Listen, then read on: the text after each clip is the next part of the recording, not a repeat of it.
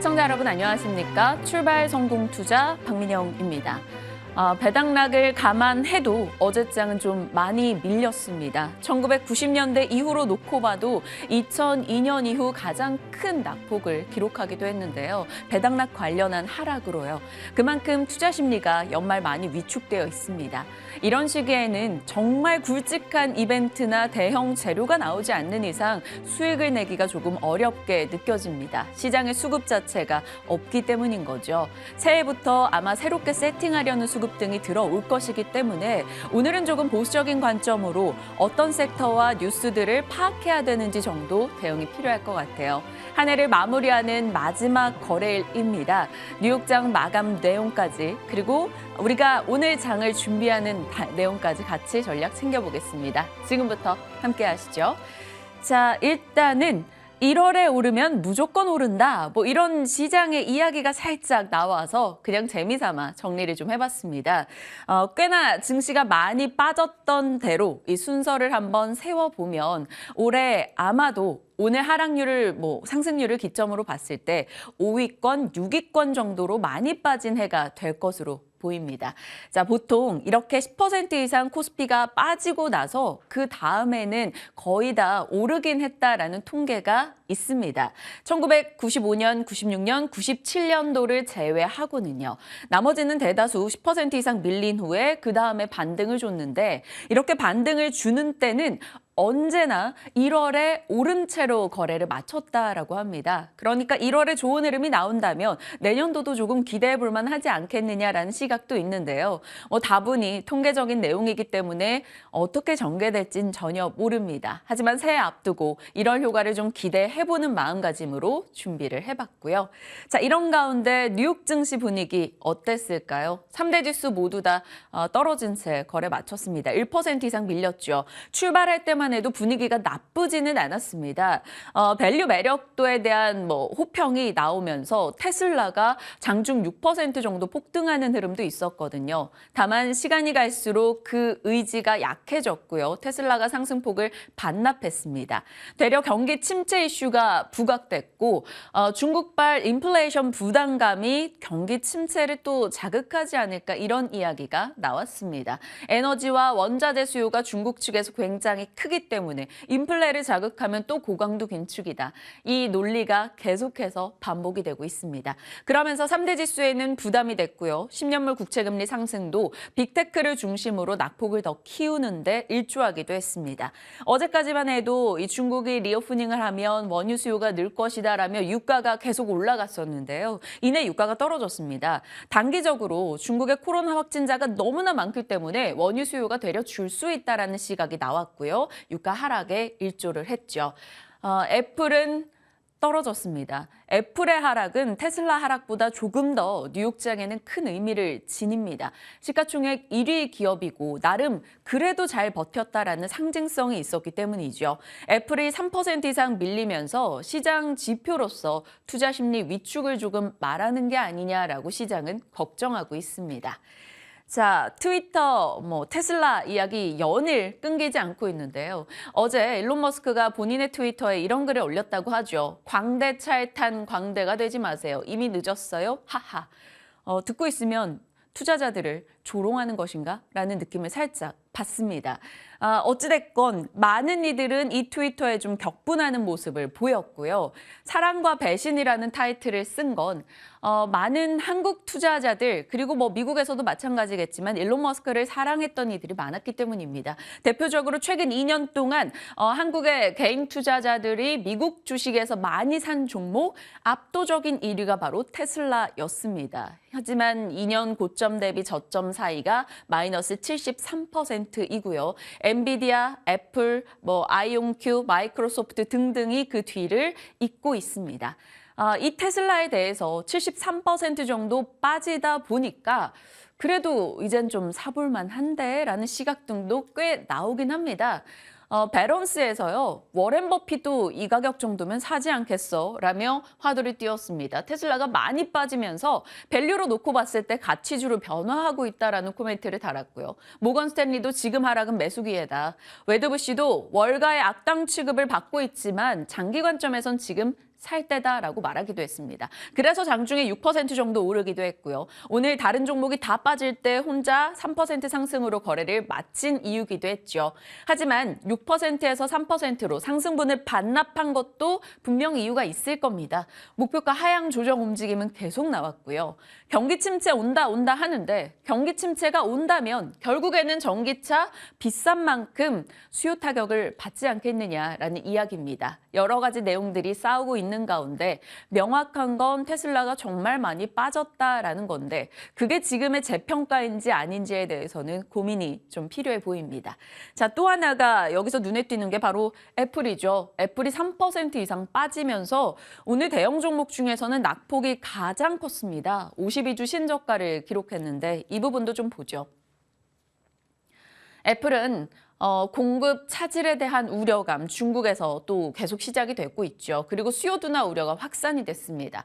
보통 팬데믹과 재택근무 보복 소비로 인해서 아이폰 수요가 늘어났었고 보복 소비라 하면 리오프닝 시기에 아이폰을 많이들 샀다라는 건데 중국에서도 그 논리를 우리가 기대를 했겠죠. 그런데 중국은 조금 다를 수 있다라는 시각이 나왔습니다. 국가 면역 체계가 굉장히 미비하기 때문에 중국의 구매력은 떨어질 것이고 애플의 전체 매출 중에 5분의 1이 중국에서 나오니 분명히 이에 따른 타격이 있을 것이다라는 의견 등도 나왔죠. JP모건에서는 목표가를 하향 조정했습니다. 애플 한 종목의 인버스 ETF가 있는데요. 이게 오늘 3% 이상 뛰면서 애플 하락 배팅에 대한 우려감이 조금씩 등장하기 시작했습니다. 국내 애플 관련주들 최근에 빚본 것도 없는데 추가적인 하락이 나올지 살짝 걱정스럽기도 해서 지켜봐야겠죠. 애플 관련주로 여겨지는 LG이노텍이나 LG전자나 실적에 대한 우려도 4분기에 조금 추가되고 있는 만큼 살피시길 바랍니다. 자, 테마주 얘기를 해볼게요. 어제는 7가지 섹터에 대한 얘기를 해봤다면 오늘은 올해 우리를 웃고 울게 한 테마주를 들여다보겠습니다. 올 한 해 유달리 테마 종목들이 극성이었다라는 느낌을 좀 많이 받았어요. 다른 대형주가 해답이 돼주지 못하다 보니까 이쪽에서 어찌됐건 이익을 찾아보려는 움직임이 많았습니다. 대표적인 게 지금은 카나리아 바이오입니다만 현대사료 상한가 무려 7번을 쳤던 기억이 있습니다. 1682% 올해 최저점 대비 최고점 상승률이고요. 한일사료, 팜스토리, 그다음에 쌍용차 매각 관련해서 IOK 쌍방울 또 난리였었죠. 그다음에 대선, 무상증자 이슈로는 노터스가 1500% 이상 올라가기도 했습니다. 그리고 천연가스, 리튬은 아직까지도 현재 진행형이죠. 하이드로 리튬은 2400% 저점 대비 상승입니다. 정말 이걸 놓쳐서 아쉬울 수도 있고요. 혹은 이걸로 수익을 내서 굉장히 기쁠 수도 있고 2400% 상승임에도 불구하고 거기에 물려 있어서 속상할 수 있습니다. 어찌됐건 이것 외에도 굉장히 많은 테마주가 돌고 돌면서 개인 투자자들을 웃고 울게 하기도 했습니다. 테마주의 흐름은 아마 내년까지 조금 더 이어질 거다라는 시각이 많이 나오고 있는데 주의가 필요해 보입니다.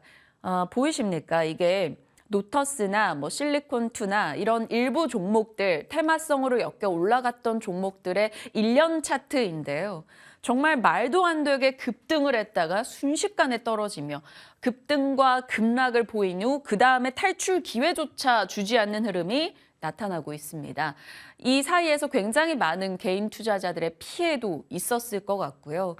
이걸 보면서 재벌집 막내 아들의 고모님이 생각이 나더라고요. 뉴데이터 테크놀로지 200배 이상 올라갈 때 4배 정도 오르고도 추가적으로 매입해서 1,400억 투자하고 결국 손실을 크게 봤던 흐름이 생각이 났었습니다. 이 극성의 움직임에 동참하는 것은 자유이나 이런 리스크가 있다는 것을 늘 염두에 두시면서 욕심의 강도를 조금 낮춰잡는 건 어떨까라는 생각 문득 연말이다 보니 한마디 드리게 되네요. 이렇게 테마주가 극성을 부린다라는 것은 결국엔 시장의 질이 좋지 못했다라는 것을 우리가 명확하게 볼 수 있습니다. 자, 시장의 여러 이슈들 추가된 내용들 전달해 드릴게요. 일단 반가운 소식이죠. 게임 외자판호를 중국에서 열었다라는 소식이 들려왔습니다. 44개 외자판호를 발표했는데요. 외자판호 이야기 정말 오랜만이죠. 2021년 6월에 검은사막 모바일 펄어비스 거 이후로 최초입니다. 인기 IP를 다수 포함했고 대규모 판호 발급이라는 것에서 이번에 의미가 있다라는 시각이고요. 넷마블, 넥슨 등이 포함이 돼 있습니다. 어제 시간 외에서 관련한 게임주들 모두 다 강한 시세가 나왔고요. 넷마블은 시간 외 상한가까지 올라가는 움직임 포착이 됐네요. 중국의 게임 시장 외자판호에 왜 이렇게들 환호할까요? 당연히 이 시장이 크기 때문입니다. 45조 원 시장이다 보니까 이 시장이 열린다면 언제나 달콤한 상승이 있었었죠. 다만 코로나 시기를 지나고 외자판호를 맞이했는데 과거와는 조금 다를 수 있다라는 지적도 나옵니다. 왜냐하면 그 사이에 중국의 게임 개발력이 굉장히 많이 올라갔기 때문에 한국과는 좀 해볼 만한 상황이 돼서 열어준 거 아니냐 이런 시각도 있습니다. 살피시죠. 자, 이거 좀 중요해 보입니다. 리오프닝 관련한 종목들이 굉장히 좋은 상승을 기록했던 최근이지 않습니까? 중국 소비 관련한 종목들 조금 주의가 필요해 보입니다. 중국에서는 지금 여행 가라라고 오픈하고 내보내고 있는데 저만 해도 그래요. 그들이 다 한국으로 들어와서 한국에서 새로운 변이가 확산되면 어쩌지? 이 걱정을 하고 있습니다.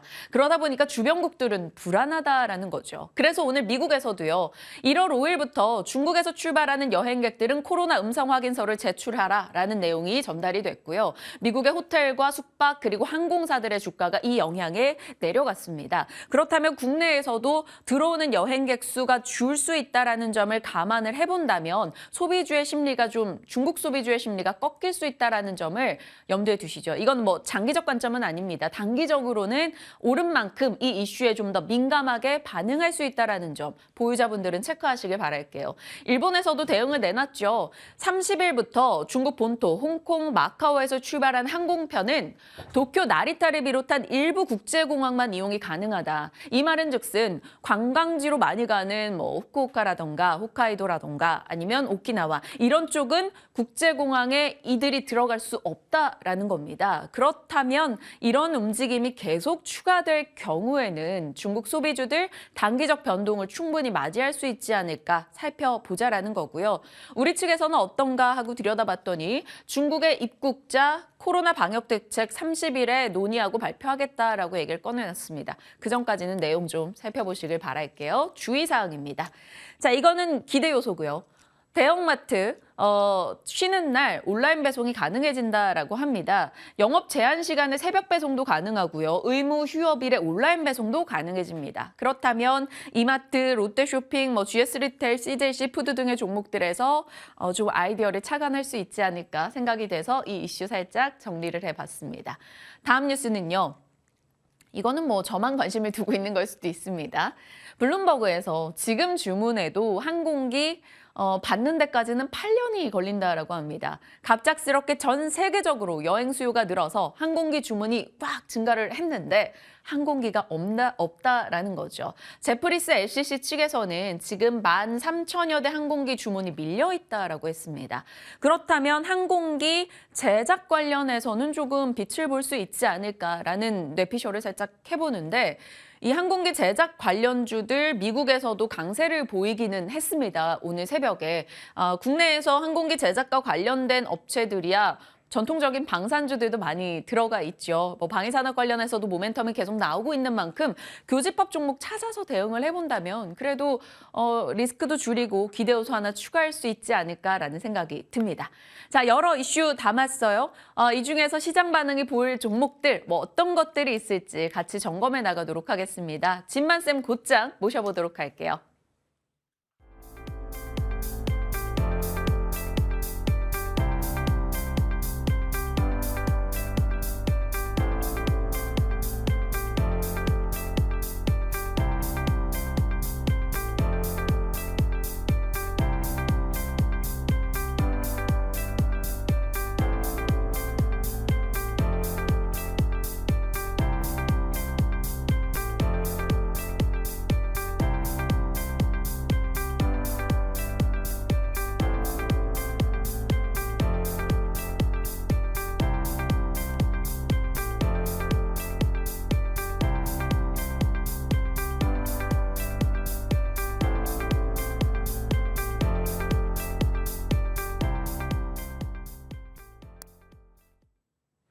시장에 대한 이야기 나눠보겠습니다. 진만쌤과 함께합니다. 어서 오세요. 네, 안녕하세요. 네.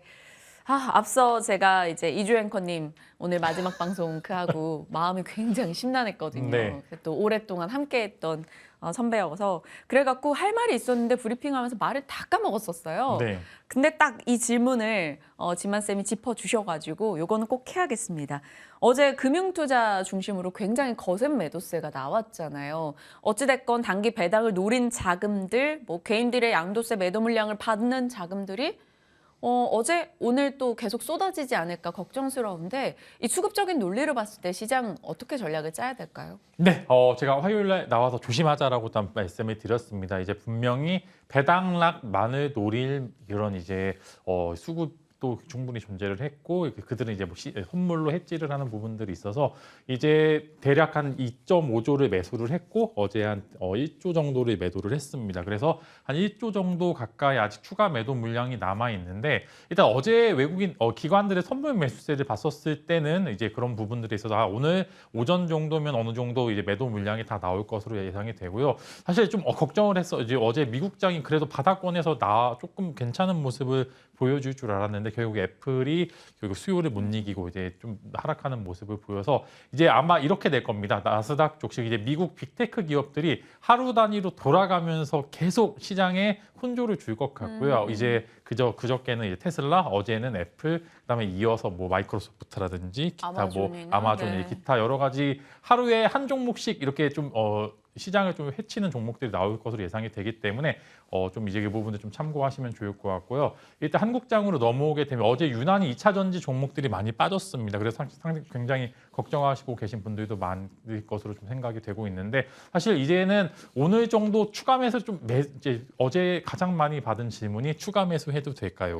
라고 이제 생각이 어제 질문을 많이 받았는데 2차 전지요? 네, 그렇죠. 네. 2차 전지 관련해서는 오늘 말고 한 1월 2일 혹은 이제 1월 3일 정도 가서 어느 정도 매도세가 잦아들면 이제 떨어지는 칼날보다는 이제 조금 바닥권이 잡히게 됐었을 때 그때 추가 매수하는 방법을 사용해 보시면 좋을 것 같고요. 오늘도 마찬가지로 시장 자체가 그렇게 재밌지만은 않을 것 같습니다. 그래서 몇몇 테마가 괜찮을 것으로 생각은 되지만 시장 자체의 분위기는 그렇게 좋지만은 않을 것이라고 생각이 되기 때문에 굳이 오늘 무리해서 매매하시기보다는 이제 내가 내년도에 어떤 종목을 공략하고 어떤 섹터를 공략하고 내년에는 시장이 어떻게 돌아가 있지 그런 부분들 한번 체크해 보시는 시간으로 가져보시면 좋을 것 같습니다. 오늘은 일단 뭐 궁극적인 필요는 전혀 없다라는 점을 염두에 두시고 쌤의 전략도 참고하시길 바랍니다. 테마주가 올해 정말 많았어요. 저는 뭐 테마주는 투자도 아니다 이런 시각은 전혀 아니고요. 테마주에서도 이익 나면 얼마든지 좋은 투자라고 생각은 합니다. 하지만 일부 종목들이 너무나 맥락 없이 급등했다가 급락했다가도 반복이 되다 보니까 좀 걱정이 됐는데 올해 저희도 정말 많은 테마주 얘기해봤잖아요. 뭐 리튬도 있었고요. 진단키트 등도 있었고요. 거기서 수익 난 것도 꽤 많았었는데 조금 내년까지 이어질 만한 테마주, 테마 분류 어떤 게 있을까요? 네, 이제 워낙 정리를 잘 해주셔서 저는 이제 코멘트만 드리게 된다면 이제 테마주를 하실 때 이제 말씀하신 것처럼 수익이 나면 최고긴 하죠. 그렇지만 이제 처음 주식을 접하신 분들이 이런 종목을 접하시게 되면은 굉장히 처음 첫 단추를 좀 잘못 꿰서 이게 급등할 수도 있겠지만 그만큼 급락할 수 있을 가능성이 크기 때문에 개인 투자자들이 접근하기 굉장히 어려운 섹터 중에 하나가 이제 이번에 언급드린 이제 테마성 이슈라고 좀 말씀을 드리겠고요. 뭐 수많은 뭐 무중 테마도 있고 그다음 여러 가지 테마가 있는데 그 중에서 저는 만약에 내년도에 괜찮은 모습을 보여주고 저는 대선 테마는 굉장히 내년도까지 재밌을 만한 테마 중에 하나라고 말씀을 드리는데 뭐 물론 이번 부분들에 있어서 투자에 유의하는 거는 사실이나 재료가 가장 유지되기 좋은 그런 테마가 일단은 정치적 테마주가 그래도 좀 재미가 있을 것 같고요.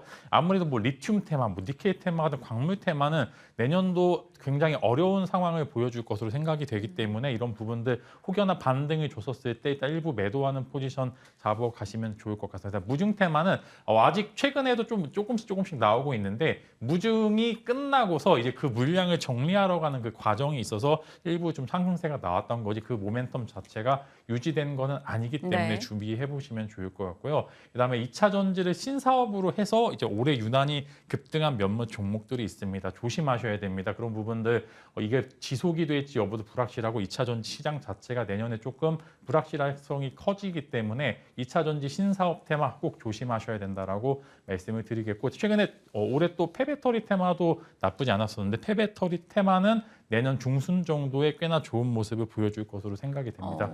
많이 빠졌더라고요. 이제 더 빠졌었는데 지금 당장 말고요. 한 1분기가 마무리되는 시점에서 그때 공략을 해보시면 좋을 것 같고, 저는 만약에 테마를 내년까지 지켜본다라고 하면은 정치 테마주가 가장 재밌지 않을까 싶습니다.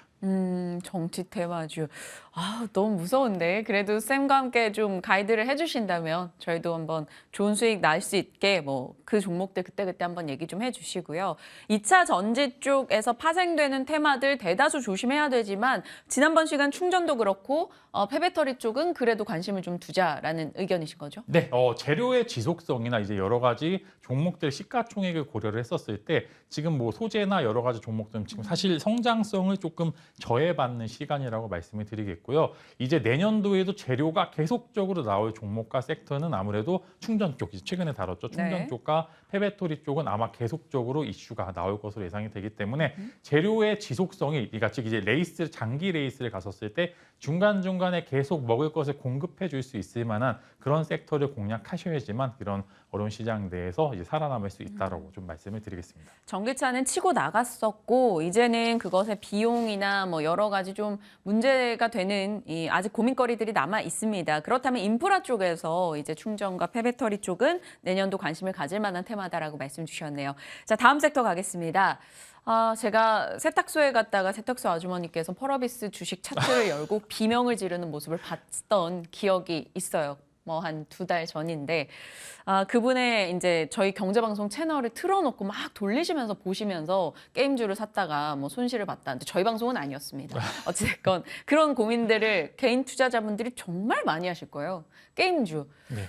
중국발 외자 판호 소식이 들려왔는데 물려 계신 분들이라면 이 이슈에 좀 급등을 했을 때 좀 빠져나와야 될까요? 어쩔까요? 네, 어제 이제 그 무중 테마 저도 공부를 하면서 1년 수익률, 이제 1년 기준으로 이제 수익률과 하락률을 제일 봤는데 하락률의 거의 한 3분 30% 가까이는 게임주였습니다. 그만큼 눈물이 많은 섹터이기도 하지만 네. 그만큼 성장성을 저해받았고 이제는 게임의 본질에 봐서 이제 제로 베이스, 즉 이제 바닥부터 다시 시작하는 그런 섹터에서 굉장히 좋은 소식입니다. 저는 이제 이전에는 뭐 판호 해제 관련돼서 판호 발급 관련돼서 이슈가 계속적으로 나왔을 때는 의외로 급등이 굉장히 잘 나왔습니다. 그만큼 단발적으로 굉장히 좋은 시장에 순풍을 불어줄 것으로 예상이 되고요. 이제 근접해서 드론 테마가 우발적인 그런 이벤트로 인해서 급등하는 모습을 보여주고 있는데 게임주도 이런 이제 우발적인 이런 이벤트로 인해서 급등하게 될 가능성이 굉장히 크고, 일단은 우선적으로 몇몇 이제 한한령 해제 관련해서